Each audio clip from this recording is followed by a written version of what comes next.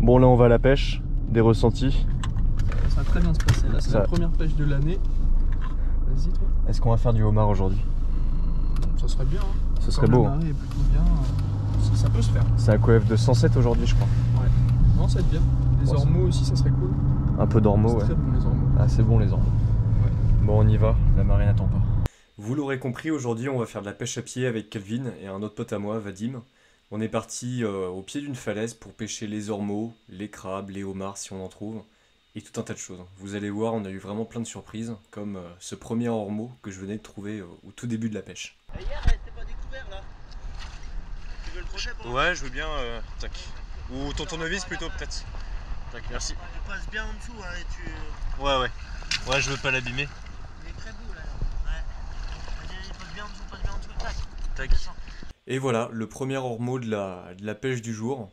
Comme on vous l'a dit en début de vidéo, c'était un coef de 107, donc un très très beau coef qui suffit largement pour pêcher des ormeaux et des crustacés. Donc j'étais vraiment confiant sur cette première journée, j'y suis allé sur 2 jours, sur 2 spots différents. D'ailleurs j'ai oublié de vous le préciser, mais la vidéo sera découpée en 2 parties, sur 2 journées. Et si vous restez jusqu'à la fin de la vidéo, vous verrez, on a eu plein de surprises. Donc là avec Kelvin on a trouvé une étrie mais elle est un petit peu petite donc on a préféré la relâcher. Elle fait la taille mais elle est pas énorme. Comme tu veux. On lâche.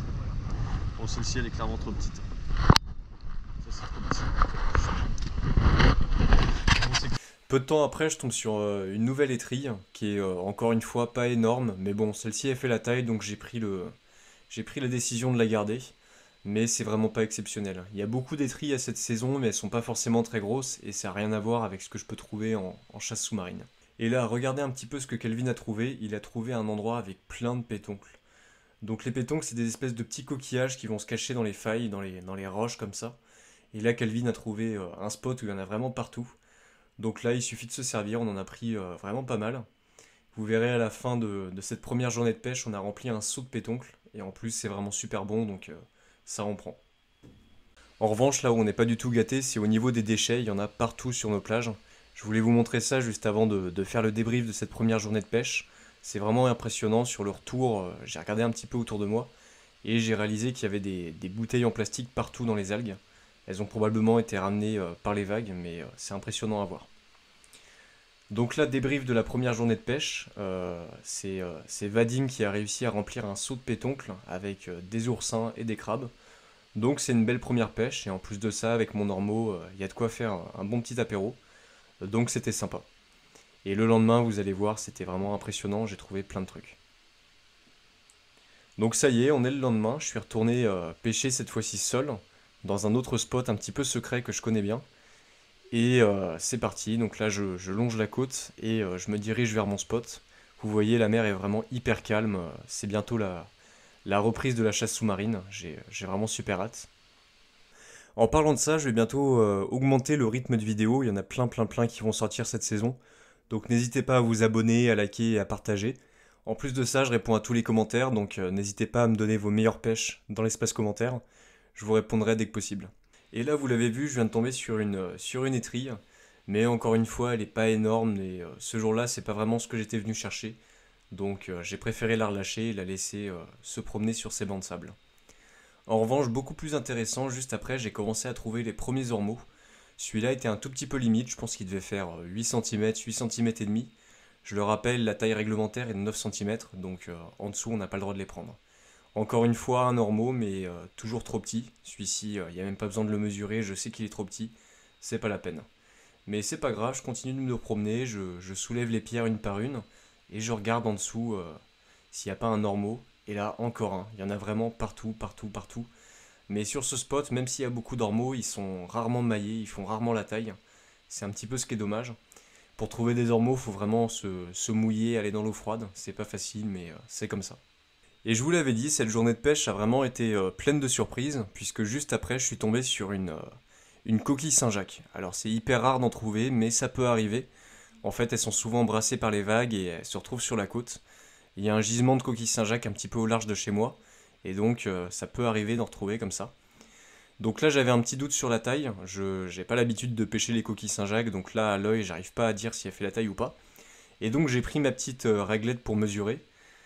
Et j'ai mesuré, et malheureusement elle était un peu trop petite. Mais en fait, je m'en suis rendu compte plus tard, elle était juste pas dans le bon sens. Pour la mesurer, il fallait prendre la partie la plus large. Et donc en fait elle faisait la taille. Donc juste après je m'en suis rendu compte et je l'ai prise. Là vous voyez, je pensais qu'elle faisait pas la taille, j'étais prêt à la relâcher, mais en fait c'était bon. Juste après, je continue de pêcher des ormeaux, et là, j'en trouve un qui fait la taille. Celui-là, il est vraiment balèze, et comme je vous l'avais dit, pour trouver les gros ormeaux, il faut vraiment se mouiller. Donc là, j'avais de l'eau à peu près jusqu'au genou, ce qui reste raisonnable, mais des fois, il faut vraiment avoir de l'eau jusqu'à la taille, voire jusqu'au nombril pour trouver des belles pièces. Et on est vraiment contraint au niveau des ormeaux, parce qu'il n'y a pas le droit de se mouiller la tête. Il faut vraiment avoir la tête hors de l'eau quand on les prend, donc c'est vraiment hyper réglementé. Il faut faire super attention. Mais là j'étais content, celui-là c'est la taille, donc j'ai pu le prendre sans problème. Histoire que vous puissiez voir un petit peu la taille des ormeaux qu'on peut trouver sur ce spot, j'ai sorti ma règle et je vous en ai mesuré un. Donc là celui-là j'ai trouvé sous une pierre et il est juste limite. Il fait environ 8 cm, on pourrait croire qu'il fait la taille. À l'œil nu c'est parfois difficile de déterminer la taille, mais il était pas bon. Et juste à côté je vous en ai mis un qui faisait largement la taille, il faisait plus de 9 cm, donc celui-là j'ai pu le prendre.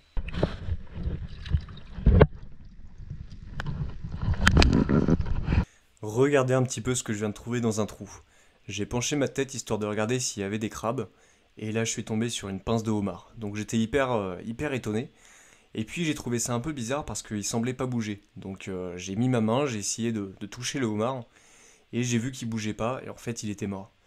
Donc j'ai sorti les petits bouts de la carcasse du homard, j'étais vraiment étonné par cette découverte. En fait je pense qu'il a dû se faire manger dans la nuit ou quelques jours avant par un poulpe. C'est assez bizarre, on dirait pas une mue. J'ai un petit peu de mal à comprendre ce qui est arrivé à ce homard, mais c'est vraiment une super surprise, je savais pas qu'il y en avait dans ce coin-là. Donc je connais un nouveau coin à homard et je vais pouvoir venir le prospecter en chasse sous-marine. Homard. Les restes d'un homard. Ouais, je pense. Hein. Ouais, je sais pas si c'est plein. Non, c'est vide. Ouais, je sais pas. Peut-être, ouais. Ah, c'est marrant. Hein.